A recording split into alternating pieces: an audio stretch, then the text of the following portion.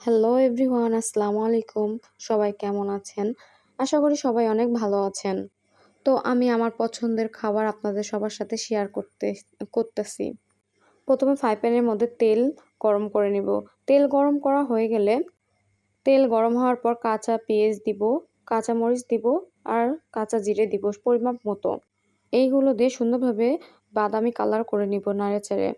দেখবেন যেন পুড়ে না যায়। এরপর পরিমাপ মতো লবণ দিব, তারপর হলুদের গুঁড়ো দিব পরিমাপ মতো, ধনিয়ার গুঁড়ো দেবো পরিমাপ মতো, তারপর মরিচের গুঁড়ো দেবো পরিমাপ মতো, তারপর পরিমাপ মতো বাটা মশলা দিব। বাটা মশলা দিয়ে সুন্দরভাবে এটা নাড়াচাড়া করে মশলাটা কষায় নিব, যেন কাঁচা ভাবটা না থাকে। মশলাটা সুন্দরভাবে কষায় নেওয়ার পরে এর মধ্যে দিব হচ্ছে বিলাতি। এরপর দেব বিলাতি দিয়ে সুন্দরভাবে কষিয়ে সামান্য পরিমাপ মতো পানি দিয়ে ঢাকনা দিয়ে দিব ঢেকে।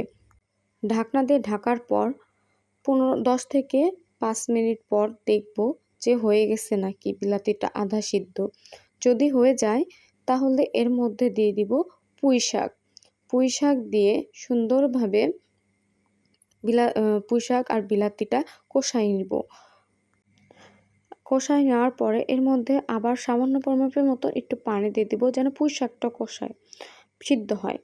সিদ্ধ হওয়ার পর 5 থেকে 7 মিনিট অপেক্ষা করব পুঁই শাক সিদ্ধ হওয়া পর্যন্ত। পুঁই শাক সিদ্ধ হয়ে গেলে ঢাকনাটা তুলে রাখবো। তুলে সুন্দরভাবে একবার নাড়া দিয়ে যে পরিমাপের ঝোল খান সেই পরিমাপ মতো ঝোল রাখবেন। আমি তো একবারে ভুনার মতন খাই, তো আমি ভুনার মতন রাখছি।